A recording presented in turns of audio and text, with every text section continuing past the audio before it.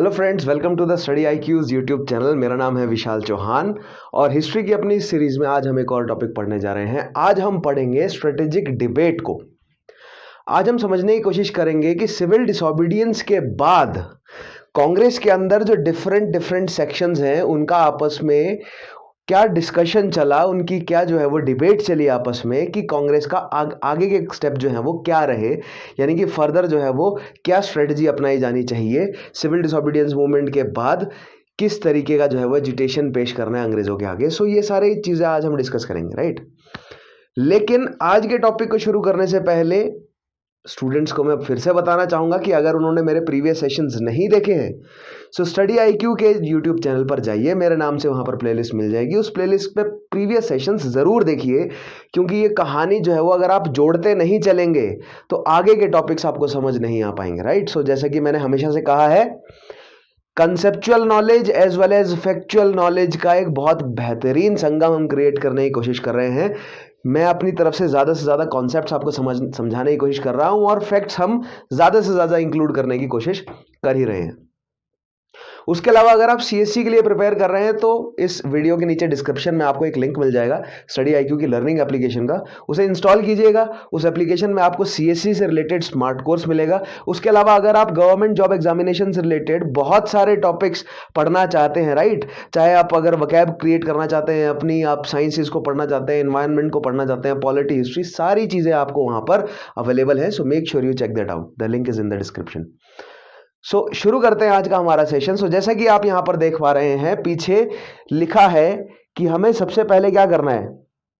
हमें सबसे पहले तो समझना है कि पहली स्टेज क्या है डिबेट की। अब ये डिबेट का थोड़ा सा बैकग्राउंड क्रिएट करता हूं मैं पहले, फिर पहली स्टेज समझेंगे क्या थी।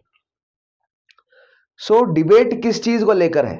सबसे पहली चीज, डिबेट यानी कि मतों में भेद है, तभी तो डिबेट चल रहा है ना, ठीक है। यानी कि अलग अलग जो है वो सेक्शंस हैं, अलग अलग पॉलिटिकल व्यू रखने वाले गुट हैं, ग्रुप्स हैं, जो कि आपस में किसी एक पर्टिकुलर चीज पर डिबेट कर रहे हैं। और डिबेट हो रही है कि सिविल डिसोबीडियंस के बाद अब क्या किया जाए।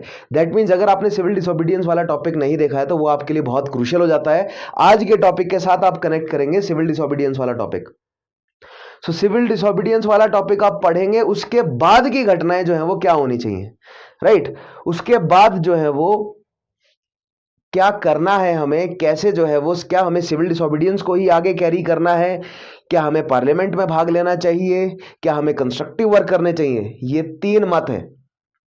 जैसे कि नॉन कोऑपरेशन मूवमेंट के बाद मैंने आपको बताया था, नॉन कोऑपरेशन मूवमेंट के बाद भी तीन मत बन गए थे कि क्या हमें काउंसिल्स में एंट्री करनी चाहिए क्योंकि 1923 में इलेक्शन थे, क्या हमें कंस्ट्रक्टिव वर्क करना चाहिए, जैसा कि प्रो चेंजर्स, जैसा कि नो चेंजर्स कह रहे थे। तो हम मैंने आपको नो चेंजर्स और प्रो चेंजर्स, स्वराजित्स वाला जो पूरा मैंने आपको कराया है टॉपिक, स्वराजित्स एंड नो चेंजर्स, उसमें आप पढ़ सकते हैं वहां से। नॉन कोऑपरेशन, फिर उसके बाद Swarajists and no changer, civil disobedience movement, और उसके बाद द स्ट्रेटेजिक डिबेट। तो ये कंटिन्यूटी में दो टॉपिक आ गए। इस तरह आपको कनेक्ट करते हुए चलना है पूरे इतिहास को। मैंने आपको बोला था ना, माइलस्टोन्स मैंने सबसे पहले एस्टेब्लिश कर दिए हैं, अब हम बीच में गैप्स फिल करने की कोशिश कर रहा हूं मैं, ठीक है। माइलस्टोन्स मैंने शुरुआत में जो है वो एस्टेब्लिश कर दिए थे, अब मैं क्या कर रहा हूं, धीरे धीरे गैप्स को फिल करता हुआ चलूंगा। जैसे कि मैंने कहा था कि सिविल डिसोबीडियंस मूवमेंट के बाद क्या स्टेप्स उठाने चाहिए। तो नॉन कोऑपरेशन के बाद क्या था कि या तो हमें कॉन्स्टिट्यूशनल वर्क करना है, यानी कि इन काउंसिल पॉलिटिक्स में भाग लेना है, और अंदर से पॉलिटिकल डेडलॉक क्रिएट करना है काउंसिल की वर्किंग में, ताकि 1919 का जो काउंसिल एक्ट है वो काम ही ना कर सके, ठीक है। ऐसा मानना था किनका, स्वराजिस्ट का। दूसरी साइड जो नो चेंजर्स थे वो कह रहे थे कि कंस्ट्रक्टिव वर्क किया जाए, और तीसरी साइड जो रेवोल्यूशनिस्ट थे वो दोनों से एग्री नहीं कर रहे थे। उन्होंने कहा कि हम रेवोल्यूशनरी पाथ पर चलेंगे, हम क्रांति करेंगे, हम वायलेंस को अडॉप्ट करेंगे। नॉन कोऑपरेशन के बाद ये तीन मत थे popular, right, with in Congress. ये विद इन कांग्रेस में से निकले हैं, कांग्रेस में से जो निकले हैं उनकी बात कर रहा हूं मैं। लेकिन सिविल डिसोबीडियंस के बाद भी तीन मत निकले। सिविल डिसोबीडियंस के बाद 1934 में इलेक्शन होने जा रहे थे, प्रोविंशियल इलेक्शंस फिर से, ठीक है। एक हिस्सा वही कह रहा था कि हमें प्रोविंशियल इलेक्शंस में पार्टिसिपेट करना चाहिए। दूसरी साइड जो गांधी जी के सपोर्टर्स थे, सिराज गोपालाचारी जैसे, वो कह रहे थे कि हमें कंस्ट्रक्टिव वर्क पे ही ध्यान देना चाहिए। स्ट्रगल ट्रूस स्ट्रगल, युद्ध विराम युद्ध की जो नीति है उसको ही फॉलो करना चाहिए हमें। यानी कि जैसे नॉन कोऑपरेशन के बाद, युद्ध के बाद विराम रहा और फिर सिविल डिसोबीडियंस आया, अब सिविल डिसोबीडियंस के बाद विराम रहेगा और फिर उसके बाद एक और बड़ा नेशनल अपसर्ज होगा, मतलब मास लेवल पर, बड़े लेवल का। सो अभी हमें कंस्ट्रक्टिव वर्क करना चाहिए, हमें ग्रामीण लेवल पर काम करने चाहिए। हमें जो गांधी जी के अकॉर्डिंग, जो गांधी जी ने हरिजन सेवक सभा बनाई है, जो हरिजन है उनका अपलिफ्टमेंट करना है। महिलाओं के लिए जो है वो हमें और सोशल सिक्योरिटी लेकर आनी है, हमें सैनिटेशन पर काम करना है, हमें एजुकेशन पर काम करना है, हमें विलेज इंडस्ट्रीज को डेवलप करने के लिए खादी और स्पिनिंग व्हील यानी चरखे को पॉपुलराइज करना है। These were all the constructive works. तो हमें कंस्ट्रक्टिव वर्क करना है, एक मत ये था। और तीसरा मत था जो सोशलिस्ट यानी कि जो लेफ्टिस्ट थे, उनका मत था कि हमें सिविल डिसोबीडियंस को जारी रखना चाहिए। अभी जो रेवोल्यूशन आ चुकी है, जो लोग जाग चुके हैं, इसका फायदा उठाना चाहिए, इसको कैरी फॉरवर्ड रखना चाहिए, लेकिन एक अहिंसक तरीके से। 1920 के बाद जो रेवोल्यूशनरीज थे वो हिंसा को अडॉप्ट करना चाहते थे। नॉट 1920 लेकिन 1922, after the withdrawal of non cooperation movement, the revolutionaries they wanted to adopt violence as a major, right? But after the withdrawal of second phase of non-cooperation movement, the socialists of the left or the left wing, they wanted to adopt a non-violent way, but they wanted to carry out, right? वो चाहते थे कि civil disobedience चलता रहे आगे, और वो चाहते थे कि हम जो है वो ये मास एजिटेशन का फेस हमेशा बना के रखें, भले ही हम कमज़ोर पड़ जाएं, भले ही हमारा जो है वो मतलब हमारी रफ्तार या पेस ज़्यादा ना हो, लेकिन लोगों को मोबिलाइज्ड रखना ज़रूरी है। लोगों के अंदर ये भावना है, ये बनाए रखनी ज़रूरी है। अगर ये भावना लोगों के अंदर से हट गई, अगर हम कॉन्स्टिट्यूशनल वर्क्स में घुस गए, तो बहुत सारे जो है वो अंग्रेजों द्वारा इस्तेमाल कर लिए जाएंगे। जो कॉन्स्टिट्यूशनल वर्क्स में घुस गए, यानी कि जो काउंसिल में एंटर कर गया, हो सकता है कि उस पर अंग्रेज जो है वो अपना प्रेशर बना दें।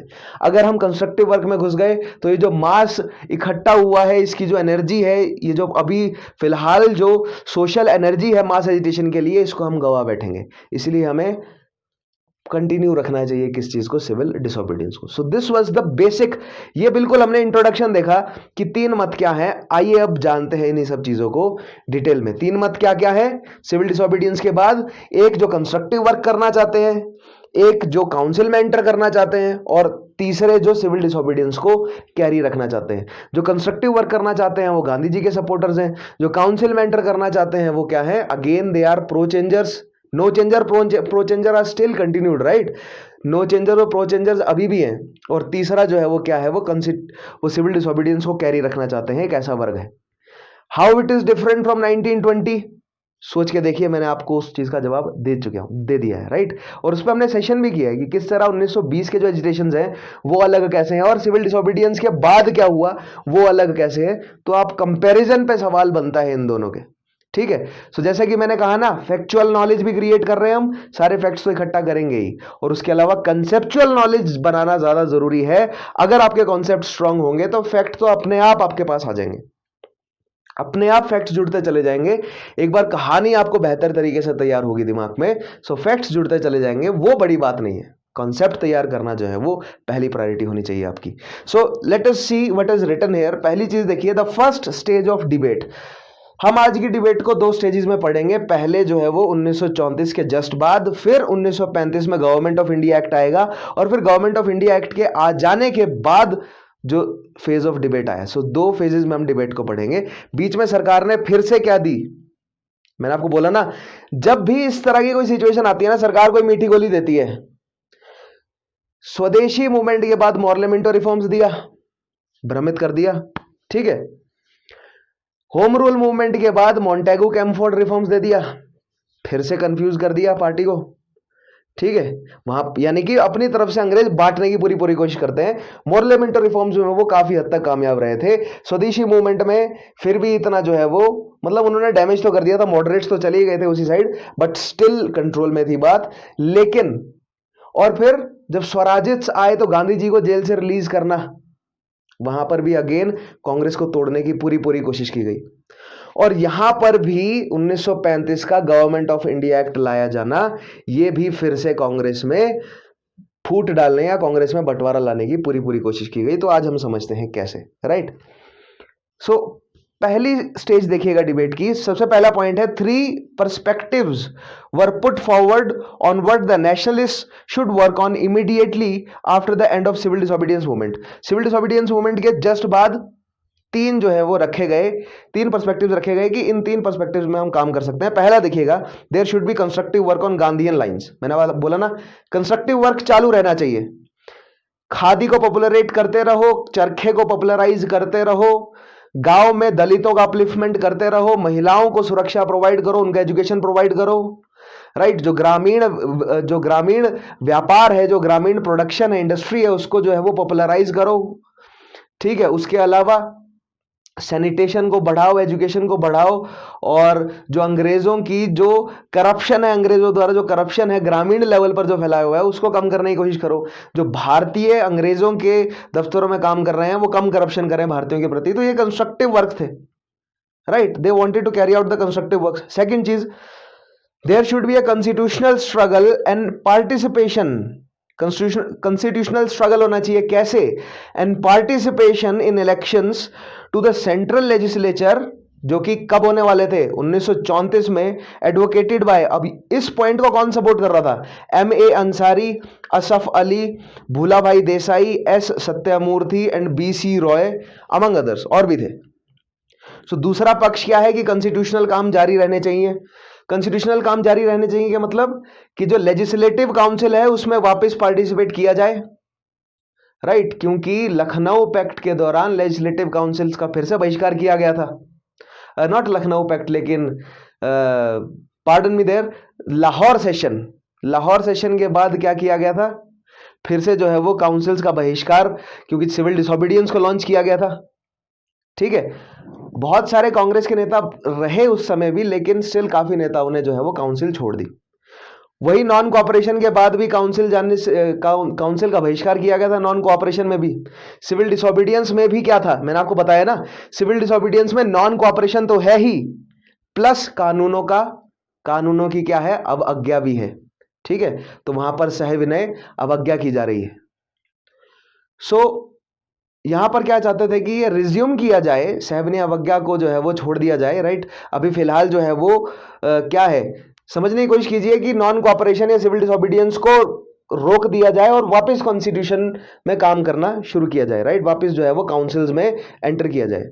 तो आप यहां पर नेचुरली एक आर्ग्यूमेंट बनता है कि अगर आप सिविल डिसोबीडियंस को छोड़ दे रहे हैं और अगर आप काउंसिल में एंटर कर जा रहे हैं, सो दैट मीन्स आपका कभी सिविल डिसोबीडियंस करने का मतलब था ही नहीं। आप तो इस एजेंडा को बहुत ईज से इस्तेमाल कर रहे हैं और छोड़ दे रहे हैं, दैट मीन्स आपके सोचने में खोट है। ऐसे सवाल उठाए गए कि अगर आप या तो आप नॉन कोऑपरेट करो, सिरे से सरकार से दूर हो जाओ, बिल्कुल जोड़ो ही ना, या तो आप इन काउंसिल में रह के काम कर लो।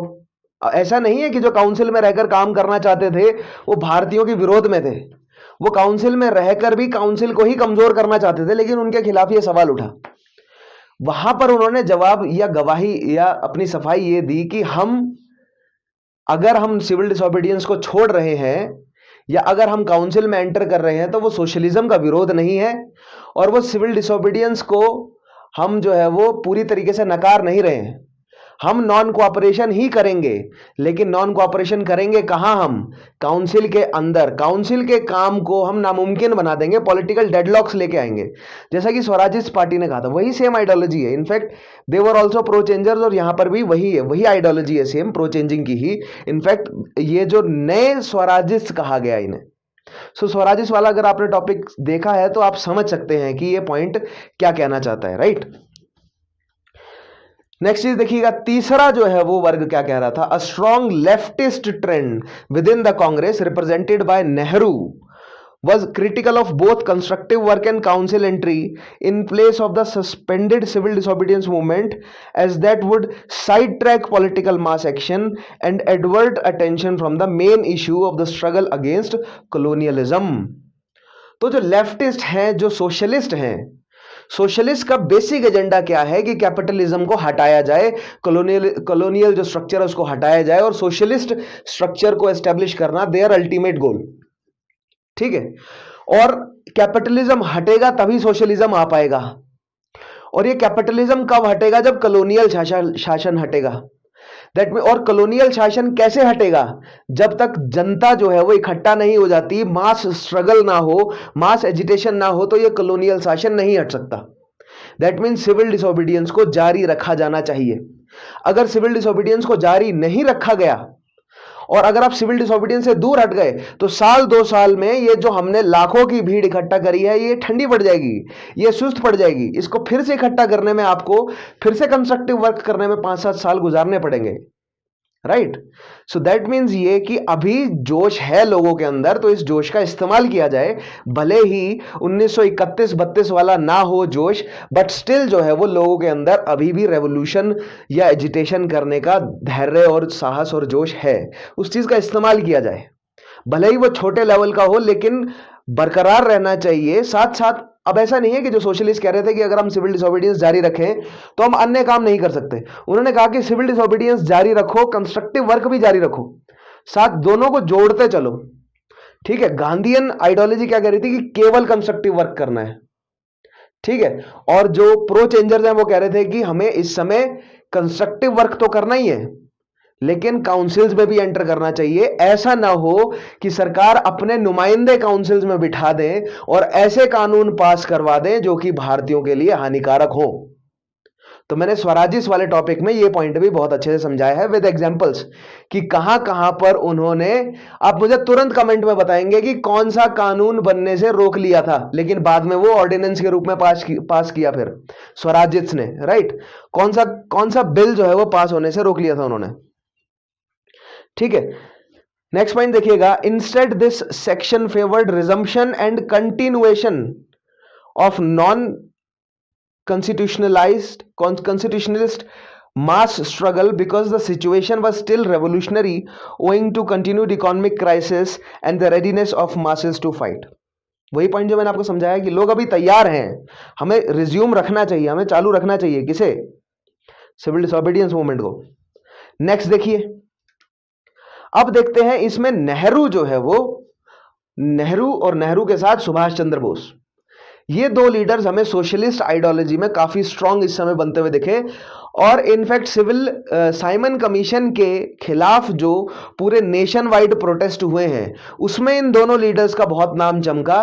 प्लस खासकर जवाहरलाल नेहरू जब उन्होंने लाहौर के सेशन की प्रेसिडेंटशिप की और फिर उसके बाद सिविल डिसोबीडियंस में भी जो है वो काफी इंपॉर्टेंट रोल अदा किया। तो नेहरू अभी धीरे धीरे जो है वो एज अ बड़े पॉलिटिशियन के रूप में उभर रहे थे। सुभाष चंद्र बोस भी थे बंगाल के क्षेत्र में, लेकिन नेहरू जो है वो जो मेनलैंड था, जो हार्टलैंड था पॉलिटिक्स का, United province, Lahore, Bombay presidency, यहां पर किसका बोलबाला था? काफी यूथ जो है वो और काफी जो रेडिकल और जो सोशलिज्म से जो इन्फ्लुएंस यूथ है वो नेहरू के साथ जुड़ा हुआ था इस समय।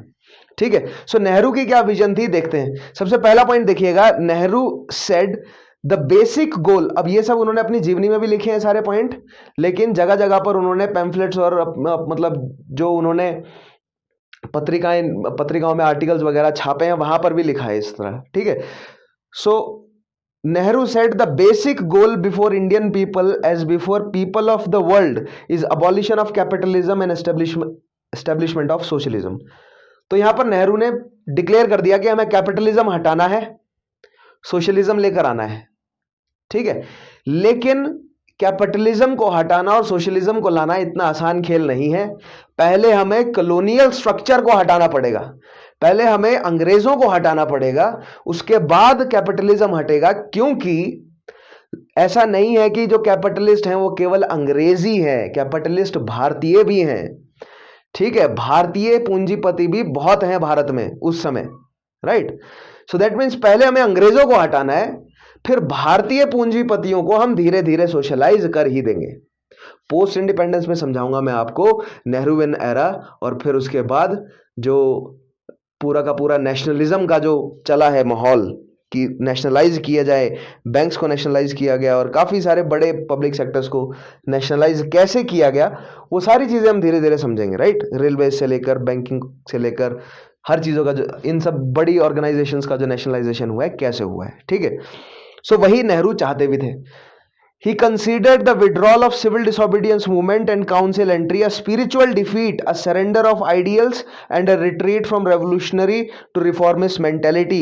ये मैंने क्यों मेंशन किया पॉइंट, क्योंकि ये डायरेक्ट क्वेश्चन बन जाता है, ठीक है, कि ये ऐसा किसने कहा है सिविल डिसोबीडियंस मूवमेंट के बाद, या ये स्टेटमेंट किसकी है। तो आपको पता होना चाहिए स्टेटमेंट किसकी है, नेहरू की, कि सिविल डिसोबीडियंस मूवमेंट को छोड़ना और उसकी जगह कॉन्स्टिट्यूशनल काम करना या कंस्ट्रक्टिव वर्क करना, दोनों क्या हैं, क्या कहलाएंगे वो, अ स्पिरिचुअल डिफीट कहलाएंगे, अ सरेंडर टू आइडियल्स कहलाएंगे and a retreat from revolutionary to reformist mentality कहलाएंगे। जवाहरलाल नेहरू ने यह तर्क दिया कि अगर हम सिविल डिसोबीडियंस को अभी छोड़ के काउंसिल में एंट्री कर रहे हैं, कंस्ट्रक्टिव वर्क में एंट्री कर रहे हैं, तो हम प्री नॉन कोऑपरेशन एरा में चले जाएंगे, हम फिर से मॉडरेट्स के फेज में आ जाएंगे और फिर से हम प्रेयर और पिटीशन करते हुए नजर आएंगे। हमें वहां नहीं लौटना। नेहरू ने कहा कि हमें जो लाहौर का सेशन हुआ है उसके बाद जो पूर्ण स्वराज की भावना आई है लोगों के अंदर, उसे बरकरार रखनी है। उससे पहले डोमिनियन स्टेटस की जो भावना थी उसको हमें वापस नहीं जाना है। That means pre non cooperation era तक हमें मूव नहीं करना है, ठीक है। और अगर हम सिविल डिसोबीडियंस मूवमेंट को चालू नहीं रखते हैं तो वो वही कहलाएगा अ सरेंडर ऑफ आइडियल्स के माध्यम से। यही कहना चाहा है उन्होंने कि हमारे जो आइडियल्स हैं पूर्ण स्वराज के, हमने उसको सरेंडर कर दिया। हमारे जो आइडियल्स हैं कि हम सिविल डिसोबे करेंगे, हम नॉन कोऑपरेट करेंगे, उससे हमने क्या कर दिया, उसे हमने सरेंडर कर दिया अगर हमने सिविल डिसोबीडियंस को अभी छोड़ दिया तो। This was the argument of Jawaharlal Nehru. Next चीज देखिएगा, he suggested that the vested interest be revised in favor of masses by taking up economic and class demands of peasants and workers and landlords and capitalists, organizing masses in their class organizations, किसान सभा and trade union. ये किसान सभा, trade union, class organisation जो concept है ना, ये socialist concept है। और इस कॉन्सेप्ट की पैरवी जो है वो जवाहरलाल और उनकी टीम ने बहुत बढ़ चढ़कर करी कि कांग्रेस जो है वो केवल भारत में सबसे पहले क्या चाहती थी, पॉलिटिकल रिफॉर्म्स, फिर सोशल रिफॉर्म्स। लेकिन जैसे कि मैंने आपको बताया ना, हमने जो वर्किंग क्लास वाला टॉपिक किया, मैंने बताया ना कि शुरू में जो मॉडरेट्स हैं उन्होंने ध्यान नहीं दिया था वर्किंग क्लास में, और बाद में जो वर्किंग क्लास के लिए काम होने लगे वो AITUC और अन्य जो सोशलिस्ट ग्रुप बने या कम्युनिस्ट ग्रुप बने उन्होंने किया। लेकिन कांग्रेस में एज सच कोई एक अलग से जो है वो, कांग्रेस ने खुद से जो है वो इस प्रोपेगेंडा को नहीं उठाया। एक क्लास ऑर्गेनाइजेशन कांग्रेस के अंदर जो है वो डेवलप नहीं हुए जो कि स्पेसिफिकली काम करें किसके लिए, पीजेंट्स के लिए और वर्कर्स के लिए, जो कि भारत की रूट है। भारत को अगर आप उस समय देखें तो भारत की जड़ कौन है उनकी, या किसी भी राष्ट्र की जड़ कौन होनी चाहिए, या किसी भी राष्ट्र की जो बेसिक है वो बेसिस क्या होना चाहिए, क्या उसकी सरकार, क्या उस राष्ट्र का कोई प्रोमिनेंट लीडर, क्या उस राष्ट्र की धरोहर, नहीं, उस राष्ट्र की आम जनता। सो दैट मीन्स भारत की आम जनता कौन थी उस समय, मजदूर और कृषक। सो आज भी भारत की आम जनता मजदूर और कृषक ही है। सो वहां से हमें उठाना चाहिए, सोसाइटी को हमें क्या मानना चाहिए भारत की, कि हमारी सोसाइटी का बेस क्या है, मजदूर और कृषक है। और जो मध्यम वर्ग डेवलप हुआ है ना हमारे देश में, इसने मजदूरों और कृषकों को जो खुद से दूर कर दिया है, राइट। इससे आप समझ ही सकते हैं जो रूलिंग क्लास है उससे वो और कितना दूर हो गया होगा, ठीक है। समथिंग टू थिंक अबाउट, सोचिए इस बारे में। धीरे धीरे आगे आने वाले कॉन्सेप्ट्स में डिस्कस भी करेंगे हम। आगे देखिए, सो किसान सभा और ट्रेड यूनियंस एस्टेब्लिश करना चाहते थे नेहरू, ठीक है, और चाहते थे कि कांग्रेस जो है वो खुद पर्सनली कांग्रेस के जो है वो एजेंडा बने, कांग्रेस की तरफ से किसान सभाएं बनाई जाएं, कांग्रेस की तरफ से ट्रेड यूनियंस बनाए जाएं, जो कि पहले कांग्रेस एफिलिएशन दे रहा था। आप इस तरह कह सकते हैं कि कांग्रेस दूसरी किसान सभाओं या दूसरी जो है वो ट्रेड यूनियंस को अपनी एफिलिएशन दे रहा था, लेकिन कांग्रेस में से निकलनी चाहिए अब। This was the argument of Jawaharlal Nehru. Next point देखिएगा, he argued that these class organisations should be allowed to affiliate with the Congress, thus influencing its policies and activities, right. अब यहां पर देखिए, यहां पर मैंने इस पॉइंट में मेंशन किया है कि नेहरू ऐसा कह रहे हैं कि ये क्लास ऑर्गेनाइजेशंस एफिलिएट होनी चाहिए कांग्रेस से, ठीक है। इस चीज को रादर बेटर तरीके से पुट ये किया जा सकता है कि ये कांग्रेस में से ही निकले, भले ही एफिलिएशन कांग्रेस की ही होगी लेकिन निकलेंगी भी कांग्रेस में से, राइट। दैट मीन्स जो एआईटीयूसी है वो कांग्रेस का हिस्सा नहीं थी, ठीक है, बट कांग्रेस के लीडर्स ने उनको एक्सेप्ट किया, कांग्रेस ने उसको, अब मुझे तुरंत कमेंट में बताएंगे कि कांग्रेस के किस सेशन में एआईटीयूसी को रिकॉग्नाइज किया गया था, तुरंत कमेंट में बताएंगे, मैंने आपको पिछले सेशन में करा दी है चीज, राइट। लेकिन यहां पर नेहरू कह रहे हैं कि कांग्रेस में से ही बने, एफिलिएशन तो रहेगा ही लेकिन कांग्रेस में से ही बनेगी। नेक्स्ट चीज, there could be no genuine anti imperialist struggle, he said, without incorporating the class struggle of the masses. Simple सी बात है, जो मैं कह रहा हूं वही चीज है एग्जैक्टली, कि अगर आपको भारतीयों के लिए संग्राम करना है तो भारतीय मास पॉपुलेशन कौन है, ये पीजेंट और मजदूर ही तो हैं, इनको रिप्रेजेंटेशन प्रोवाइड करो, इनको लेकर आओ मेन स्ट्रीम में, तब जाकर भारत को आप रिप्रेजेंट कर सकते हैं। भारत केवल किसी एक पार्टी, किसी एक लीडर, किसी एक धरोहर या किसी एक इतिहास के वर्ग के लिए नहीं है स्पेसिफिकली, राइट। भारत जो है वो जनता का है, और भारत की जनता कौन है, इसके पीजेंट और इसकी वर्किंग क्लास, जिसके मजदूर हैं, ठीक है। नेक्स्ट चीज देखिएगा, अब यहां पर नेहरू की ऑपोजिशन, ये तो पहले तो नेहरू की विजन थी कि क्या होना चाहिए, अब देखते हैं कि नेहरू की विजन क्या नहीं होने चाहिए पर क्या थी, राइट। दैट मींस कि जैसे गांधी जी के और गांधी जी के जो सपोर्टर्स हैं वो चाहते थे कि स्ट्रगल, ट्रूस और स्ट्रगल, STS की जो स्ट्रेटजी है ये रहे, यानी कि नॉन कॉपरेशन के बाद जो विराम का पीरियड रहा, ट्रूस का पीरियड रहा, और फिर उसके बाद सिविल डिसोबीडियंस लाया गया, उसी तरह सिविल डिसोबीडियंस के बाद ट्रूस का पीरियड हो और उसके बाद क्विट इंडिया मूवमेंट आएगा, ठीक है। सो ये स्ट्रगल, ट्रूस स्ट्रगल की स्ट्रेटजी छोड़कर हमें struggle, continuous struggle and then victory की स्ट्रेटजी अपनानी चाहिए। STS की जगह SV की स्ट्रेटजी जो है वो अपनानी चाहिए। This was the point of Nehru, right. देखते हैं, a large number of Congress led by Gandhi believe that the mass phase of movement, यानी कि struggle phase, had to be followed by a phase of reprieve, यानी कि truce phase, before the next stage of mass struggle could be taken up. अब मैंने आपको समझाया कि किस तरह एक स्ट्रगल लंबे समय तक नहीं चल सकता, ठीक है। जो स्ट्रगल करने वाले, जो भी, अगर वो सत्याग्रही हैं, रेवोल्यूशनिस्ट हैं, नेशनलिस्ट हैं, जो भी आप उनको संज्ञा दें, उनके हौसले कुछ समय बाद धीरे धीरे कम होने लग जाएंगे, उनके पास रिसोर्सेज की कमी आने लग जाएगी, आपके पास मुद्दे कम पड़ जाएंगे धीरे धीरे, यानी कि जर्नली सपोर्ट जो है वो कम होगा। जिस समय में सपोर्ट कम होने लगा उस समय में आपको जो भी मूवमेंट है उसको वापस ले लेना चाहिए, लोगों को वापस इकट्ठा करना चाहिए और फिर से मूवमेंट लाना चाहिए। This was the plan of Gandhi ji, right. Gandhi ji पे जब मैं स्पेशल अलग से सेशंस लूंगा ना, उसमें आपको डिटेल में एक्सप्लेन करूंगा इन सारी पॉलिसीज को, ठीक है, इन सारी स्ट्रेटेजीज को गांधी जी की। लेकिन आज एक बिल्कुल बेसिक ग्लिम्स देता हूं मैं आपको STS स्ट्रेटजी का। उसमें था ये कि स्ट्रगल करना है, ट्रूस करना है, स्ट्रगल करना है, ट्रूस करना है, और धीरे धीरे शिकंजा बढ़ाना है अपना किस पे, अंग्रेजी सरकार पे, ताकि एक ऐसा समय आ जाए जब अंग्रेजी सरकार खुद ही जो कंट्रोल है वो दे दे आपके हाथ में, ठीक है। और बीच में उतार चढ़ाव तो आते रहेंगे ही, लेकिन ये स्ट्रगल, ट्रूस, स्ट्रगल की पॉलिसी जो है वो चालू रखनी है। इसी पॉलिसी को हमें, या इसी स्ट्रेटजी को यूज करना है भारत को आजाद कराने के लिए। इससे होगा क्या, देखिए, ऐसा नहीं है कि गांधी जी को और स्ट्रेटजीज नहीं पता थी, कंटिन्यूअस स्ट्रगल भी उनको पता था, लेकिन वो जानते थे कि कंटिन्यूअस स्ट्रगल जो है वो वायलेंट हो जाएगा, इसीलिए वो हमेशा वापस ले लेते थे। नॉन कॉपरेशन को क्यों वापस लिया गया, क्योंकि वो वायलेंट होने लगा, और वायलेंस का फायदा अंग्रेज उठाएंगे। दैट मीन्स ये जो कंटिन्यूअस स्ट्रगल है ना, ये जो कंटिन्यूअस स्ट्रगल है, ये कुछ समय बाद नुकसान देने लग जाएगा, कैरी नहीं रखा जा सकता। इस चीज को नेहरू ने कैसे काउंटर किया, नेहरू ने कहा कि वो समय अलग था, नॉन कोऑपरेशन के बाद का समय अलग था, वहां पर जो चौरी चौरा में कांड हुआ या उसके अलावा जो हिंसाएं हुई, केरला में जो मोपला की जो हिंसा हुई, वो समय अलग था।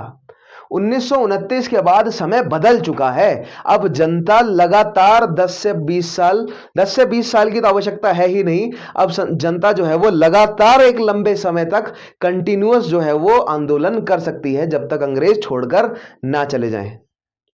ठीक है, लेकिन गांधी जी इस बात पर अड़े रहे कि नहीं, भारत अभी उस चीज के लिए तैयार नहीं है। वो समय आएगा। गांधी जी को भी पता था कि करना तो वही है अंत में। जब गांधी जी ने कहा करो या मरो, गांधी जी ने तब नहीं कहा कि वायलेंस करना है, नॉन वायलेंस करना, उन्होंने कुछ नहीं कहा। उन्होंने कहा करो या मरो, अब जो मर्जी करो। तब गांधी जी ने भी एश्योर कर दिया था कि अब वो समय आ गया है कि जनता अब करने और मरने को तैयार है। ठीक है, लेकिन 1934 के बाद ही नेहरू कह रहे थे कि जनता अभी वो काम करने को तैयार है। तो ये मतभेद था दोनों के बीच में। ठीक है, नेहरू के बीच में भी और गांधी के बीच में भी। सो नेहरू के पॉइंट्स देखते हैं आज हम, और गांधी के पॉइंट्स हम अलग से देखेंगे। इसी सेम मुद्दे पर गांधी जी के जो पॉइंट्स हैं उनको भी हम अलग सेशन में समझेंगे। आज हम केवल नेहरू के पॉइंट्स देखते हैं यहाँ पे। A large number of congressmen led by Gandhi ji, ये पॉइंट हमने पढ़ लिया, राइट। स्ट्रगल और ट्रूस का फेज। नाउ ट्रूस पीरियड में देखते हैं क्या होगा। The truce period, it was argued, would enable the masses to recoup their strength to fight and also give the government a chance to respond to the demands of the nationalist. ठीक है, जो truce period है ना, उसमें जो हमने damage create किया अंग्रेजों को, उस डैमेज का अंग्रेज तो है कंट्रोल करेंगे, और हमें क्या करेंगे, हमें कुछ ना कुछ जो है वो रियायत प्रोवाइड करेंगे। ठीक है, सो दैट मीन्स जो गांधी इरविन पैक्ट हुआ, उसके बाद राउंड टेबल कॉन्फ्रेंस हुआ, और उसके बाद जो गवर्नमेंट ऑफ इंडिया एक्ट आने जा रहा था, वो माना गया गांधी जी और उनके सपोर्टर्स द्वारा कि ये वो ट्रूस के समय के दौरान हमारी मांगों को फुलफिल करने की कोशिश कर रही है अंग्रेजी सरकार।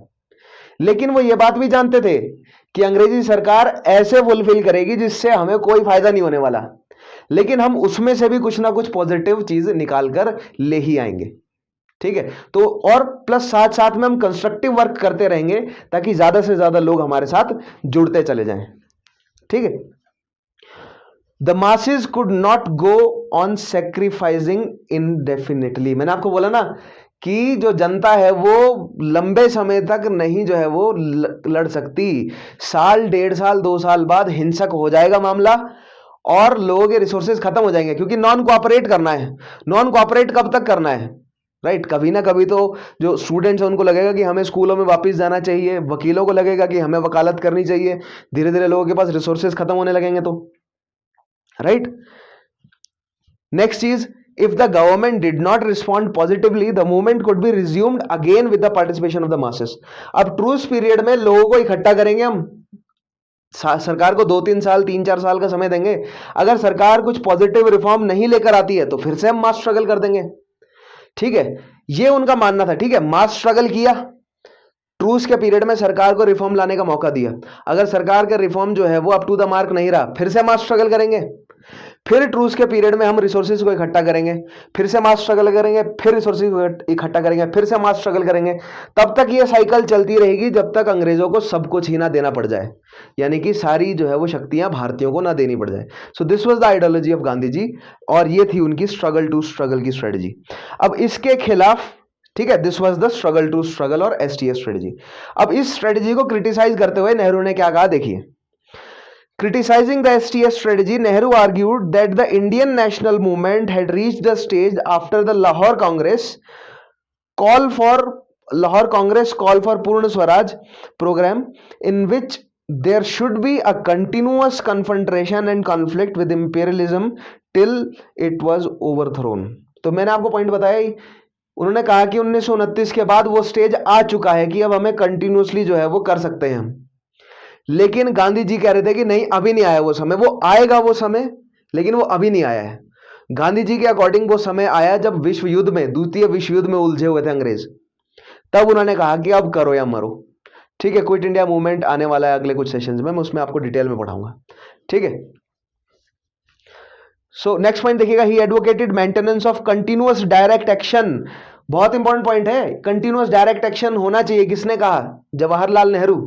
ठीक है, policy by the Congress and without the interposition of constitutional phase. Constitutional phase नहीं आना चाहिए बीच में। अगर आप कॉन्स्टिट्यूशनल फेज में उतर गए तो इससे जनता को मैसेज क्या जाता है ना। जो भीड़ है वो अनपढ़ है, उसको हमने बहुत ज्यादा जो है वो मोटिवेट करके इकट्ठा किया है। अगर आप कॉन्स्टिट्यूशन में बैठना शुरू कर दोगे वापस, यानी कि अगर आप काउंसिल में बैठना शुरू कर दोगे, कॉन्स्टिट्यूशनल मेथड्स को यूज करना शुरू कर दोगे, तो जो जनता है उसको मैसेज क्या जाएगा कि हमारे नेताओं ने जो मास स्ट्रगल है उसको छोड़ दिया, तो चलो अब हम घर चलते हैं अपने अपने गांव में, फिर से वही माहौल बन गया जो पहले था। तो डिमोरलाइज कर देगा ये जनता को। ठीक है, कुछ हद तक ये पॉइंट सही भी था, लेकिन दूसरी साइड क्या पॉइंट था कि अगर हम अभी काउंसिल्स में नहीं बैठे तो सरकार हमारी जगह ऐसे लोगों को काउंसिल में बिठा देगी, या ऐसे जो है वो मतलब कि ये हमारे नेशनलिस्ट स्ट्रगल के खिलाफ जो लोग हैं, या जो कम्युनल डिसहार्मनी फैलाना चाहते हैं, या जो सेल्फ सर्वेंट हैं, खुद के लिए जो काम कर रहे हैं लोग, वो बैठ जाएंगे वहां पर जाकर, उनके हाथ में शक्ति आ जाएगी और वो लोग जो है वो अंग्रेजों का साथ देंगे और जो हमारा नेशनलिस्ट स्ट्रगल है वो और कमजोर हो जाएगा। दोनों के पॉइंट ठीक थे, ऐसा नहीं है कि दूसरे पॉइंट को आप पूरी तरह गलत कह सकते हैं, वो पॉइंट भी ठीक था। सो कहने का मतलब ये क्या है, ये एक संकट है, एक धर्म संकट है। फैसला क्या लिया जाए ऐसे में अंग्रेज क्या सोच रहे हैं? अंग्रेज बैठे बैठे सोच रहे हैं कि जो नेहरू लगातार भाषण दिए जा रहा है ना, ये जो काउंसिल या जो प्रो चेंजर्स हैं इनके खिलाफ, कि ये लोग जो है वो तोड़ देंगे हमारे रेवोल्यूशन को, ये फिर से जो है वो सूरत स्प्लिट ले आएगी। ठीक है, मैंने आपको बताया था ना, वही सेम चीज जो स्वराजित कर रहे थे वो इस समय नेहरू कर रहे थे, जवाहरलाल नेहरू, वहां पर मोतीलाल नेहरू कर रहे थे, या सीआर दास। वो क्या कह रहे थे कि हमें काउंसिल में एंट्री करना है, ये क्या कह रहे थे कि हमें काउंसिल में नहीं एंट्री करना है। लेकिन अंग्रेज बैठे बैठे क्या विश कर रहे थे कि कांग्रेस जो है फिर से टूट जाए। ना ही स्वराजित के मूवमेंट में कांग्रेस टूटी थी और ना ही इस बार कांग्रेस टूटी। दोनों ही टाइम उस समय भी गांधी जी ने कांग्रेस को टूटने से रोक लिया था और इस बार भी गांधी जी ने कांग्रेस को टूटने से रोक लिया, क्योंकि सूरत में जो स्प्लिट हुआ था उसका इंपैक्ट सभी समझते थे। सबको पता था कि श्रेय जो है वो गांधी जी को दिया जाता है, क्योंकि सब गांधी जी की बात सभी पक्ष मानते थे, इसलिए सबको कंसिलिएट करने का काम गांधी जी ने किया, लेफ्टिस्ट को भी, राइटिस्ट को भी, उसके अलावा जो गांधी जी के सपोर्टर्स थे उनको भी। ठीक है, सभी पक्षों को मनाने का काम जो है वो गांधी जी ने किया। अदरवाइज ये कॉमन सेंस तो सब में थी कि हमें सूरत स्प्लिट नहीं चाहिए, हमें एक यूनाइटेड फ्रंट जो है वो बनाए रखना है। ठीक है, नेक्स्ट चीज देखिएगा, real power he said, he who, Nehru, right, Jawaharlal Nehru, the real power he said can not be won by 2 आनाज एंड 4 आनाज, राइट। ये 2 आना और 4 आना जो है वो क्या है, आपकी स्ट्रगल टू स्ट्रगल की स्ट्रेटजी है कि अभी 2 आने मिले, फिर 4 आने मिलेंगे, फिर 8 आने, फिर 16 आने, पूरा हो जाएगा हमारा। ठीक है, सो दैट मीन्स 2 आना 4 आना की जो स्ट्रेटजी है इससे हमें नहीं मिलेगी पूरी शक्ति। Against struggle to struggle strategy he suggested a struggle to victory strategy, struggle करते रहो विक्ट्री तक। और उधर गांधीयन फिलॉसफी क्या थी, स्ट्रगल टू स्ट्रगल स्ट्रेटजी। ठीक है, नेक्स्ट पॉइंट देखिएगा। अब ये मतों में भेद है, ठीक है, कांग्रेस को टूटने से बचाना है लेकिन स्प्लिट नहीं लाना सूरत जैसा, so that means agreement create करना पड़ेगा। जब स्वराजित एक्टिव हुए थे वहां पर भी एक अग्रीमेंट आया था, अब यहां पर भी एक अग्रीमेंट लाना जरूरी है। आइए समझते हैं कि क्या अग्रीमेंट लाया। ठीक है, सो एग्रीमेंट आया ऑन एंटरिंग काउंसिल्स। अंत में एग्रीमेंट यही आया कि हम काउंसिल में एंटर करेंगे। नेहरू जी ने भी सपोर्ट किया, गांधी जी ने भी सपोर्ट किया और प्रो चेंजर्स तो चाहते ही थे। ठीक है, लेकिन शर्त यह रखी गई कि एंटर होने के बाद हमें अपने आइडिया से बहक नहीं जाना है। हमें करना क्या है, हमें पॉलिटिकल डेडलॉक्स लेके आने हैं। राइट, हम तो काउंसिल में तो एंटर करेंगे लेकिन हम पॉलिटिकल डेडलॉक लेके आएंगे, हम काम करने ही नहीं देंगे काउंसिल को। ठीक है, पॉइंट देखिएगा, नेशनलिस्ट विद एप्रीहेंशन, एप्रीहेंशन यानी कि भय, डर, संकोच, and British officials with hope expected a split in Congress on Surat lines. मैंने आपको एक्सप्लेन किया। ठीक है, कांग्रेस डर रही थी और ब्रिटिश एक्सपेक्ट कर रहे थे कि जिस तरह सूरत में स्प्लिट हुआ एक बार वैसे फिर से स्प्लिट हो जाए।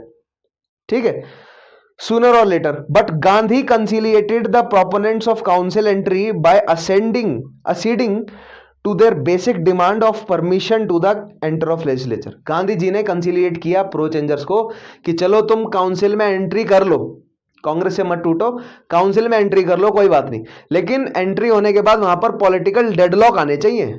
ऐसा नहीं कि तुम वहां पर घूम रहे हो फिर गाड़ियों में, जो दफ्तरों में बैठ रहे हो, पार्टियां अटेंड कर रहे हो और काम नहीं कर रहे। ठीक है, आप वहां पर काउंसिल में जाएंगे, पॉलिटिकल डेडलॉक्स क्रिएट करेंगे। इनफैक्ट आप कांग्रेस की तरफ से जाइए, आप कांग्रेस का नाम लेके जाएंगे कि आप कांग्रेस को रिप्रेजेंट कर रहे हैं। ठीक है, आगे ये पॉइंट आएगा, देखते हैं। नेक्स्ट पॉइंट देखिएगा, गांधी जी ने ऐसे में बोला क्या। Gandhi ji said parliamentary politics can not lead to freedom, but those congressman who could not for some reason offer satyagraha or devote themselves to constructive work should not remain unoccupied and could express their patriotic energies through council work provided they are not sucked into constitutionalism or self serving।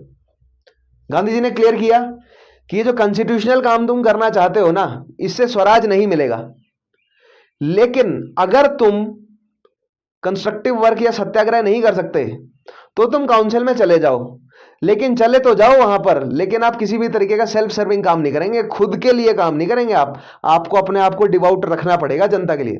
और वहां पर जो pro changers हैं, जो जाना चाहते थे, वो ये कह रहे थे कि अगर हम मिनिस्टर बन गए, राइट, मान लीजिए हम काउंसिल में एंटर किए और फिर बाद में इलेक्शन होंगे, मिनिस्टर बनेंगे, मैं आपको बताऊंगा आगे आएगा। अगर हम मिनिस्टर बन गए तो हम अपनी शक्तियों का इस्तेमाल कंस्ट्रक्टिव वर्क में ही तो करेंगे। ठीक है, लेकिन वहां पर भय था ही कि आपको अगर वहां पर एंट्री मिल गई और फिर अंग्रेजों ने आपको जो है वो अपने झलासे में ले लिया और आप अंग्रेजों का हथियार बन गए हमारे खिलाफ, तो ये लगातार खतरा बना रहता था। ठीक है, नेक्स्ट चीज देखिएगा, गांधी अश्योर्ड लेफ्टिस्ट। अब गांधी जी ने सबसे पहले ये कंसिलिएट किया इस स्टेटमेंट से, किसे, जो प्रो चेंजर्स हैं। अब लेफ्टिस्ट को कैसे कंसिलिएट किया गया। Gandhi assured leftists and said that the withdrawal of the civil disobedience movement did not mean bowing down before opportunists or compromising with imperialism। Gandhi ji ने यह बात क्लियर करी कि जो सिविल डिसोबीडियंस मैंने वापस लिया है, ये मैं झुक नहीं गया हूं इंपीरियलिस्ट सरकार के आगे। मैं अभी अपनी शक्ति को, जनता को इकट्ठा कर रहा हूं, जनता को फिर से जागरूक कर रहा हूं, एक फेज फिर से आएगा। ठीक है, वो समय अभी तक नहीं आया है कि हम लगातार करते रहें। ये स्ट्रॉन्ग आर्ग्यूमेंट था गांधी जी का कि अभी तक वो स्टेज नहीं आया कि हम लगातार लड़ते रहें। वो स्टेज आएगी एक समय आने पर, लेकिन वो अभी नहीं आई है। नेहरू कह रहे थे कि वो स्टेज 1929 के बाद आ चुकी है। ठीक है, नौजवान थे थोड़े, ठीक है, अपने जो भी उनके कॉन्सेप्ट थे, जो भी आइडियाज थे, उस पर बहुत ज्यादा कॉन्फिडेंट थे, तो कह रहे थे कि वो स्टेज आ गई है। गांधी जी एक एक्सपीरियंस लीडर थे, वो जानते थे कि वो स्टेज नहीं आई है, इसीलिए उन्होंने वापस ले लिया। ट्रूस का समय था इस समय, अपने आप को रीऑर्गेनाइज, रीइंफोर्स, रिकूप करने का समय था। ठीक है, नेक्स्ट चीज देखिएगा, in May 1934 the All India Congress committee met at Patna. बहुत इंपॉर्टेंट पॉइंट है, in May 1934 all India Congress Committee met at Patna, set up a parliamentary board to fight elections under the aegis of Congress itself। ठीक है, 1934 में election होने थे पटना में। मई 1934 में जो मीटिंग हुई उसमें गांधी जी ने फुल सपोर्ट किया कि कांग्रेस की ब्लेसिंग है आप लोगों को, आप इलेक्शन में पार्टिसिपेट करो। लेफ्टिस्ट ने भी बोला कि चलो पार्टिसिपेट करेंगे हम, लेकिन हम डेडलॉक्स लेकर आएंगे। दोनों को कंसिलिएट किया ना, जो प्रो चेंजर्स है उन्हें भी और किनको, लेफ्टिस्ट को भी, और जो गांधी के सपोर्टर्स हैं वो तो गांधी के कहने पर मानेंगे ही। ठीक है, और गांधी जी तो इनफैक्ट किया क्या गांधी जी ने, इसके बाद गांधी जी ने रिजाइन कर दिया। उन्होंने बोला कि तुम इलेक्शन में पार्टिसिपेट लो, दोनों प्रो चेंजर्स भी और लेफ्टिस्ट भी, मैं कांग्रेस से रिजाइन कर रहा हूं, इसके बाद मैं क्या करूंगा, मैं कंस्ट्रक्टिव वर्क में उतर रहा हूं। क्योंकि फिर उसके बाद गांधी जी हरिजन सेवक जो सभा उन्होंने बनाई थी उसके काम में उतर गए और जगह जगह घूम के उन्होंने क्या किया, लोगों को, जो हरिजन है, जो दलित है, उनके अपलिफ्टमेंट का काम उन्होंने किया। ठीक है, नेक्स्ट पॉइंट देखिएगा, another section was estranged from the Congress because of Gandhi's emphasis on spinning wheel as the second lung of the nation। अब जो कम्युनिस्ट हैं, ठीक है, वो ये गांधी जी की जो विलेज इंडस्ट्री को डेवलप करने की जो थ्योरी थी ना, या नॉट जस्ट कम्युनिस्ट लेकिन और भी, इनफैक्ट जो राइट विंग है, कम्युनिस्ट एक्सट्रीम लेफ्ट हो गया ना, जो राइट विंग है वो भी, कम्युनिस्ट भी कुछ हद तक डिसएग्री करते थे, लेकिन राइट विंग भी डिसएग्री कर रहा था कि ये जो गांधी जी की विलेज इंडस्ट्री को बूम करने की जो आइडियोलॉजी है ना, ये नहीं जमी हमें, हम कितने जो है वो बांटेंगे, ये जो चरखा बांटना या जो विलेज इंडस्ट्री है इसको डेवलप करना, ये काम नहीं आएगा, हमें मॉडर्नाइजेशन, इंडिया में इंडस्ट्रियलाइजेशन लाना ही पड़ेगा आजादी के बाद। ठीक है, जहां पर गांधी जी कह रहे थे कि नहीं, हमें इंडस्ट्रियलाइजेशन नहीं लाना है, भारत अभी नेचुरली इंडस्ट्रियलाइजेशन नहीं लाया है। यानी कि भारतीयों की स्टेज अभी वो नहीं आई है कि हमारे यहां पर इंडस्ट्रियलाइजेशन आए। नेचुरली जब आएगी वो स्टेज तब हम इंडस्ट्रियलाइजेशन लाएंगे भारत में, लेकिन पहले विलेज इंडस्ट्रीज को डेवलप करना जरूरी है। पहले ग्राम का विकास करो, जो जनता है जो बिल्कुल पीजेंट्री है उसे मुख्य धारा में तो लेकर आओ पहले, उसके बाद नेचुरली इंडस्ट्रियलाइजेशन आ जाएगा। लेकिन दूसरी साइड सोशलिस्ट भी और लेफ्टिस्ट भी, इनफैक्ट जो राइट है, राइट विंग है, वो भी यही चाहता था कि इंडस्ट्रियलाइजेशन आ जाए ताकि इकोनॉमी भारत की जल्द से जल्द रिवाइव हो जाए। ठीक है, क्योंकि जो जो विलेज इकोनॉमी है ना, उससे उससे रिवाइवल होने में थोड़ा समय लगेगा, राइट। उससे समय लगना था क्योंकि एक जगह पर आप हैवी मशीनरीज इंस्टॉल कर रहे हैं और दूसरी जगह पे आप विलेज कॉटेज इंडस्ट्रीज को प्रमोट कर रहे हैं। सो दोनों में फर्क है ना। जो इंडस्ट्रियलाइजेशन है वो जल्दी आपको बूम ला के देगा as compare to village industries. But better village industries थी या नहीं थी, आगे आने वाले सेशंस में हम डिस्कस करेंगे। नेक्स्ट पॉइंट देखिएगा, the socialist led by Nehru also had differences with Gandhi. In October 1934, Gandhi announced his resignation from Congress to serve it better in thought, word and deed. बहुत इंपॉर्टेंट पॉइंट है ये, to serve it better in thought, word and deed, यानी कि एक सलाह देने वाले, यानी कि एक एडवाइजर के रूप में जो है वो कांग्रेस के लिए काम करेंगे। वो कांग्रेस के एक्टिव पार्टिसिपेंट नहीं रहे। गांधी जी रिजाइन फ्रॉम कांग्रेस और फिर उसके बाद उन्होंने कंस्ट्रक्टिव वर्क अपने शुरू कर दिए। ठीक है, अपने आश्रमों पर ध्यान देना शुरू कर दिया। इन अक्टूबर 1934 गांधी अनाउंस्ड हिज रेजिग्नेशन, याद रखना है आपको ये। ठीक है, उसके बाद फिर इलेक्शंस हुए। Nehru and the socialist thought that British must first be expelled before the struggle for socialism could be waged. ठीक है, सो यहां पर आप ध्यान रखिएगा, नेहरू का और जो सोशलिस्ट है उनका पॉइंट ये था कि पहले अंग्रेजी सरकार को हटाओ, फिर उसके बाद सोशलिज्म को हटाएंगे हम। सॉरी, नॉट सोशलिज्म, लेकिन फिर उसके बाद हम कैपिटलिज्म को हटाएंगे और सोशलिज्म को एस्टेब्लिश करेंगे। क्योंकि जो कैपिटलिस्ट हैं वो भारतीय भी हैं, तो पहले अंग्रेजों को हटाना जरूरी है, फिर कैपिटलिज्म को हटाया जाएगा। ठीक है, and in an anti imperialist struggle unity around the Congress still the only anti imperialist mass organisation was indispensable. ठीक है, तो देखिए जो लेफ्टिस्ट है वो क्यों मान गए काउंसिल में इलेक्शंस लड़ने के लिए, क्योंकि वो ये बात समझ गए कि उनका मेन एजेंडा क्या था, कैपिटलिज्म हटाना है, सोशलिज्म लेकर आना है। ये कैपिटलिज्म सोशलिज्म क्या है वर्ल्ड हिस्ट्री में डिटेल में समझाऊंगा।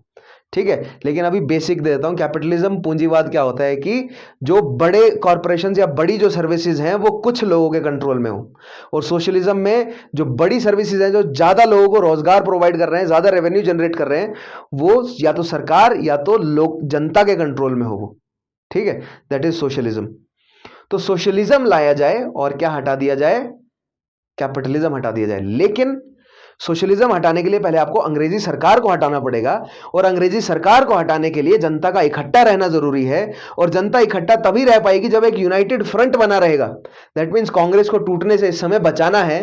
दैट मीन्स वो सारे मेजर्स लिए जाएं जिससे कांग्रेस ना टूटे, इसलिए काउंसिल में एंट्री की जाए ताकि जो है वो एक कांग्रेस में एक मत बना रहे, कांग्रेस टूटे ना। ठीक है, नेक्स्ट पॉइंट देखिएगा, thus it was better they felt to gradually radicalize the Congress than to get isolated from the masses। एक पॉइंट ये भी बहुत जरूरी है, नेहरू ने ये बात मेंशन भी करी अपनी जीवनी में। उन्होंने कहा कि कांग्रेस के जो कुछ हजार या मान लीजिए कुछ हजार जो हैं वो मेंबर्स हैं, लेकिन करोड़ों में जनता है। हम इन कुछ हजार मेंबर्स को सोशलिज्म की तरफ अगर कन्वर्ट कर दें तो ये जो करोड़ों की जो जनता है भारत की, उसको सोशलिज्म की तरफ अट्रैक्ट कर सकते हैं। लेकिन अगर अभी हम कांग्रेस से बाहर चले गए, ठीक है, तो ये जो मास सपोर्ट है कांग्रेस के साथ, उसे हम अपील नहीं कर पाएंगे, उसे हमको सोशलिज्म जो है वो नहीं सिखा पाएंगे। ठीक है, सो कांग्रेस के साथ जुड़े रहना भी आवश्यक था। नेक्स्ट पॉइंट देखिएगा, the right wing was no less accommodating in the election to the Central Legislative Assembly held in November 1934, Congress captured 45 out of 75 seats. ठीक है, नवंबर 1934 में लेजिस्लेटिव असेंबली के जो है वो इलेक्शंस हुए। कांग्रेस ने जो भारतीयों के लिए सीटें थी 75, उसमें से 45 सीटें जो है वो कांग्रेस ने एक्वायर करी। ठीक है, अब 1935 में आया government of India act. Government of India act पे वैसे तो मैं एक सेशन ले चुका हूं, कॉन्स्टिट्यूशनल डेवलपमेंट फ्रॉम 1858 टू 1947 वाला टॉपिक आपने नहीं देखा है तो जरूर जाके देखिएगा। ठीक है, बहुत इंपॉर्टेंट है, उसको आप देखें। लेकिन गवर्नमेंट ऑफ इंडिया एक्ट पे स्पेशली एक अलग से माइक्रो एनालिसिस का टॉपिक मैं लेकर आऊंगा। एक बार हम फाउंडेशन क्रिएट कर लें, इसके बाद माइक्रो एनालिसिस में गवर्नमेंट ऑफ इंडिया एक्ट पे एक अलग से टॉपिक आएगा कुछ समय बाद, ठीक है। पहले हम फाउंडेशन क्रिएट कर लें, जो बेसिक्स हैं उसको समझ लें, उसके बाद हम माइक्रो एनालिसिस पर उतरेंगे। बेसिक अगर आप 1935 का गवर्नमेंट ऑफ इंडिया एक्ट समझना चाहते हैं तो वो प्रीवियस सेशन है, जाकर उसे देखिए। उसमें मैंने आपको बताया था कि फेडरल स्ट्रक्चर लाया गया, प्रोविंशियल ऑटोनॉमी लाएगी, डायरकियल सिस्टम को खत्म किया गया और एक इलेक्शन किए जाने थे 1937 में, उसके लिए आमंत्रित किया गया और एक फ्रेंचाइज जो है वो एस्टेब्लिश की गई, ठीक है, भारतीयों के लिए। अब इलेक्शन होने थे 1937 के।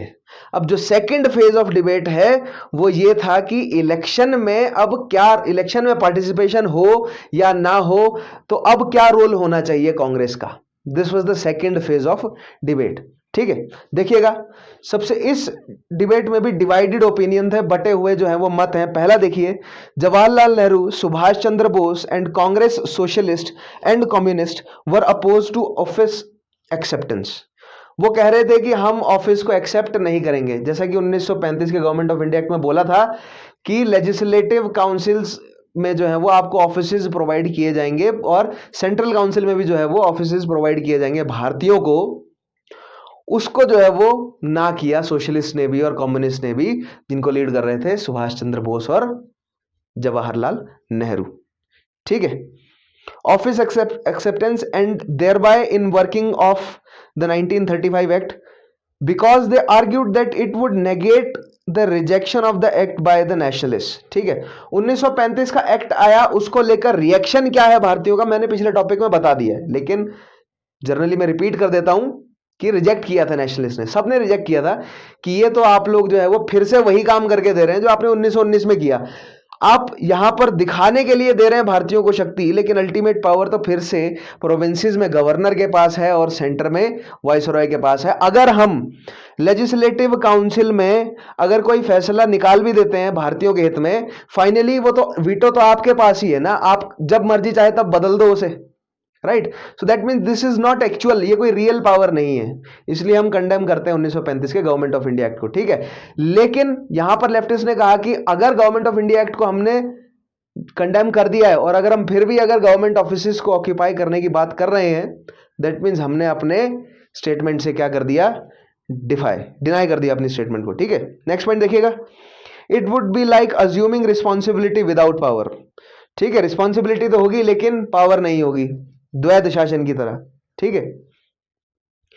Also it would take away the revolutionary character of the movement as constitutional work would side track the main issue of freedom, economic and social justice and removal of poverty, ठीक है। Constitutional work में उतरेंगे तो ये जो main काम है economic और सोशल जस्टिस लाना, ठीक है, पॉवर्टी को हटाना, इस चीज से हमारा ध्यान जो है वो हट जाएगा।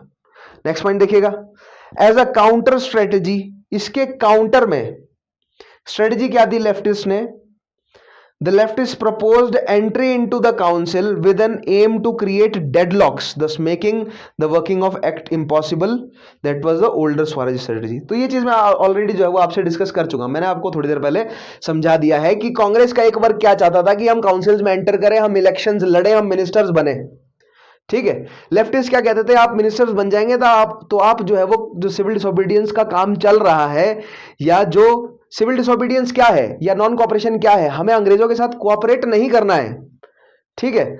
लेकिन अगर आप इलेक्शन में पार्टिसिपेट करते हैं तो आप अंग्रेजों के साथ कोऑपरेट कर देते हैं, ठीक है। चांसेस ये हैं कि कुछ परसेंट नेता आप में से बहक जाएंगे और अंग्रेजों की तरफ चले जाएंगे। हम नहीं चाहते कि एक भी लीडर हमारा अंग्रेजों की तरफ शिफ्ट हो, अंग्रेजों के कॉज में जो है वो कन्वर्ट हो जाए, हम नहीं चाहते ऐसा। लेकिन कांग्रेस नहीं टूटनी चाहिए थी, इसीलिए जो सोशलिस्ट है उन्होंने अंत में फैसला ये निकाला कि हम काउंसिल्स में पार्टिसिपेट करेंगे, हम इलेक्शंस में भागीदारी करेंगे, लेकिन हम पॉलिटिकल डेडलॉक्स लेकर आएंगे, ठीक है। नेक्स्ट चीज देखिएगा, and as a long term strategy they advocate an increased reliance on workers and peasants integration of their class organizations into the Congress, thus imparting a socialist direction to the Congress and preparing for resumption of a mass movement. उन्होंने कहा कि हम election में तो participate करेंगे, लेकिन हम जो डायरेक्शन देने जा रहे हैं ना, अब हमारी सोच जो है वो क्या रहेगी, वर्कर्स की अपलिफ्टमेंट, पीजेंट्स की अपलिफ्टमेंट।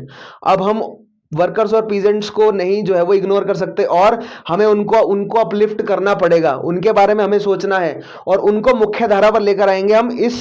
मतलब इस बेसिक स्ट्रेटजी से अब आगे बढ़ेंगे हम, ठीक है, भले ही हम काउंसिल में एंटर करें या इलेक्शन में पार्टिसिपेट करें। ठीक है, आगे देखते हैं नेक्स्ट चीज, the proponents of office acceptance. Proponents का मतलब प्रोपेल शब्द से प्रोपोनेंट्स बनाए, यानी ऐसी शक्ति जो आगे धकेले। ठीक है, सो ऑफिस एक्सेप्टेंस की तरफ जो शक्तियां थी, जो चाहती थी कि हमें अंग्रेजों के जो इस इलेक्शन में पार्टिसिपेट करके जो है वो मिनिस्ट्रियल ऑफिसेस को गेन करना चाहिए, the proponents of office acceptance argued that they were equally committed to combating the 1935 act, but work in legislature was to be only a short-term tactic, since option of a mass movement was not available at that time. The mass struggle alone was capable of winning independence. ठीक है, यहां पर जो office accept करना चाहते थे, क्योंकि उनको क्रिटिसाइज किया गया, जो ऑफिस एक्सेप्ट करना चाहते थे ना, जो मंत्री बनना चाहते थे, उन्हें कहा गया कि ये कांग्रेस के जो नेता हैं ये पावर के भूखे हैं, ये सीट चाहते हैं, ये कुर्सी चाहते हैं और कुछ नहीं है इनको। ठीक है, तो उन्होंने क्या सफाई दी कि हम कुर्सी नहीं चाहते, ये जो खाली समय है ना, अभी जो मास मूवमेंट नहीं चल रहा है, इसमें कोई और दंगा फैलाने वाला ना बैठ जाए, इसमें कोई और कैपिटलिस्ट ना बैठ जाए, जाके कोई प्रिंसली राजा ना बैठ जाए जो कि अंग्रेजों का सपोर्ट करता रहे, इसीलिए हमें जाकर बैठ जाना चाहिए एटलीस्ट वहां पर। अगर हम मास मूवमेंट नहीं कर रहे हैं तो एटलीस्ट हम अंग्रेजी सरकार को, भारतीयों को हमारे विरुद्ध इस्तेमाल करने से तो रोकें। ठीक है, नेक्स्ट पॉइंट देखिएगा, कैप्चर और rejection of the office was not a matter of socialism but of strategy. ये उनकी स्ट्रेटजी थी, मैंने बोला ना कि जो सीट्स को जो कैप्चर करना है, ठीक है, वो सोशलिज्म के अगेंस्ट नहीं था। ठीक है, देखिए सोशलिस्ट है उनका डायरेक्ट ये था कि अगर आप सरकार का साथ दे रहे हो, आप कॉलोनियल गवर्नमेंट का साथ दे रहे हो, आप कैपिटलिस्ट के साथ हो, आप सोशलिज्म के अगेंस्ट हो, आप जनता की अपलिफ्टमेंट नहीं चाहते। सोशलिज्म क्या कह रहा था, जो पीजेंट्स हैं उनको अपलिफ्ट करो, जो वर्कर्स हैं उनको अपलिफ्ट करो, ना कि आप अंग्रेजों का साथ दो और बड़े बड़े पूंजीपतियों का साथ दो। ठीक है, नेक्स्ट चीज देखिएगा, they agreed that there was a danger of being sucked in wrong tendencies, but the answer was to fight these tendencies and not to abandon offices. ठीक है, रॉन्ग टेंडेंसीज क्या थी कि अंग्रेजों के तरफ जो है वो आप लॉयलिस्ट हो जाएंगे, भोग विलास में उतर जाएंगे, जो आपका मेन एजेंडा होना चाहिए उससे आप भटक जाएंगे, राइट, लेकिन उससे नहीं भटकना, ऐसा उन्होंने सोचा, राइट। नेक्स्ट चीज देखिएगा, the administrative field should not be left open to pro government reactionary forces. वही मैंने कहा ना कि कोई और ना आकर बैठ जाए, ठीक है, जो अंग्रेजों का साथ थे, इसीलिए हमें वहां पर जाकर बैठ जाना चाहिए। नेक्स्ट चीज, despite limited powers provincial ministers could be used to promote constructive work. Obviously अगर शक्तियां कम होंगी प्रोविंशियल मिनिस्टर्स के पास, लेकिन फिर भी उनके पास कुछ तो इन्फ्लुएंस होगा लोगों का भला करने के लिए, तो अगर कांग्रेस के लीडर्स प्रोविंशियल मिनिस्टर्स बन के बैठते हैं तो वो जनता का भला करने के काम पूरी तरह करेंगे। ठीक है, सो यहां पर हमने देखा कि अंत में एग्रीमेंट किस तरह आया, सारे पक्षों को समझा। अब इस सेकंड फेज ऑफ डिबेट में गांधी जी के क्या पक्ष हैं, आइए हम उन्हें भी समझ लेते हैं। So second phase of debate में गांधी जी का क्या स्टांस है देखते हैं। पहला पॉइंट देखिएगा, Gandhi opposed office acceptance in CWC, that is Congress Working Committee meetings, but by the beginning of 1936 he was willing to give it a trial to the formation of Congress ministers, right? So Gandhi ji ने भी शुरू में मना किया, लेकिन कांग्रेस को टूटने से बचाना था, इसीलिए फिर बाद में उन्होंने भी एक्सेप्ट कर लिया कि चलो कोई बात नहीं, हम इलेक्शन में पार्टिसिपेट करेंगे। ठीक है, नेक्स्ट चीज देखिएगा, इन कांग्रेस सेशंस एट लखनऊ, ये देख रहे हैं आप, कॉन्सेप्ट्स के साथ फैक्ट्स भी तुरंत तैयार होते जा रहे हैं आपके। ठीक है, ध्यान रखिएगा, ये मत सोचिएगा कि केवल कहानी चल रही है, साथ ही साथ बारीक बारीक फैक्ट्स भी जुड़ते जा रहे हैं आपके, बहुत जरूरी है, और कहानी तो प्रिपेयर करनी ही है हमें, कॉन्सेप्ट तो समझना ही है। In Congress session at Lucknow in early 1936 एंड Faizpur in late 1937, the Congress decided to fight elections and postpone the decision on office acceptance to the post-election phase. यहां पर बोला कि ऑफिसेज लेने हैं या नहीं लेने हैं वो बाद में डिसाइड करेंगे, लेकिन पहले इलेक्शन में पार्टिसिपेट कर लेते हैं। और कांग्रेस ने यूनानिमसली जो है वो मत बनाया, राइट विंग ने भी, लेफ्ट विंग ने भी, गांधी के सपोर्टर्स ने भी, उसके अलावा जो कम्युनिस्ट हैं उन्होंने भी, जो प्रो चेंजर्स है, नो चेंजर्स, सभी ने जो है वो मिलकर 2 सेशंस हुए। ध्यान ध्यान दीजिएगा यहां पर, लखनऊ का 1936 का और फैजपुर का 1937। फाइनली कांग्रेस ने यह मत बना लिया कि हमें क्या करना है, we have to fight against elections. ये जो लखनऊ का सेशन है इसमें जवाहरलाल नेहरू क्या बने फिर से प्रेसिडेंट। ठीक है, the Congress resolution was not to submit to this constitution or to cooperate with it, but to combat in both inside and outside the legislatures so that it can be ended। मैंने आपको बोला ना कि हमें non cooperate करना है, council में participate करना भी एक तरीके का नॉन कोऑपरेशन है। उसमें हम क्या करेंगे, हम काउंसिल्स के अंदर घुसेंगे और पॉलिटिकल डेडलॉक्स लेकर आएंगे, काउंसिल को ही काम नहीं करने देंगे। हम ऐसे कानून बनाने ही नहीं देंगे जो कि भारतीयों के हित में ना हो काउंसिल के अंदर रहते हुए। प्लस दूसरी चीज एक और कि अगर हम काउंसिल के अंदर हैं तो ऐसे नुमाइंदे नहीं बैठ सकते अंग्रेजी सरकार के जो कि अंग्रेजी सरकार की मदद करें और भारतीयों के हनन वाले, भारतीयों को जो नुकसान पहुंचाए ऐसे कानूनों को पास करने में अंग्रेजों की मदद करें। ठीक है, तो ये दोनों चीजें जरूरी थी। नेक्स्ट चीज देखिएगा, इन फरवरी 1937 इलेक्शंस हुए। Elections to provincial assembly were held. Elections were held in 11 provinces. 11 provinces में इलेक्शन हुए। कौन कौन सी में? Madras, central province, Bihar, Orissa, united province, Bombay presidency, Assam, north west frontier province, Bengal, Punjab and Sindh. These elections were the first in which a larger number of Indians than ever before were eligible to participate. An estimate of 30.1 million यानी कि 3 करोड़ से ऊपर persons in ये 30.1 million का क्या है? This was the franchise। ठीक है, इंक्लूडिंग 4.25 मिलियन यानी कि 42.5 लाख महिलाएं इंक्लूडेड थी, हैड बीन एनफ्रेंचाइज्ड। ठीक है, तो लगभग 3 करोड़ लोग जो हैं वो, जो वोटिंग का जो लट्ठा होता है, राइट, यानी कि जो वोट देने के लिए जिनका नाम जो आया कि ये लोग वोट दे सकते हैं, ऐसे 3 करोड़ लोग थे। ठीक है, जिनमें से कितने लोगों ने वोट दिया? And that was the 14% of the total population, जिसमें से 15.5 मिलियन यानी कि लगभग 1.5 करोड़ लोगों ने वोट दिया, including 9,17,000 women actually exercise their franchise according to reports. ठीक है, सो इलेक्शन हुए, कांग्रेस जीती, कांग्रेस के मिनिस्टर्स बने और कुछ समय तक उन्होंने शासन किया, फिर बाद में रिजाइन दे दिया।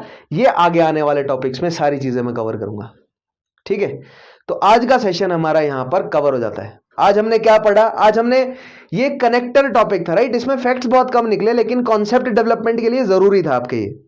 ठीक है, ये कनेक्टिंग टॉपिक था। जैसे नॉन कॉपरेशन के बाद स्वराजित्स का आना, स्वराजित्स और नो चेंजर्स का आना, उसी के बाद उसी की तरह सिविल डिसोबीडियंस के बाद ये स्ट्रेटेजिक डिबेट का आना, ये दोनों जो है वो एक जैसे टॉपिक्स हैं।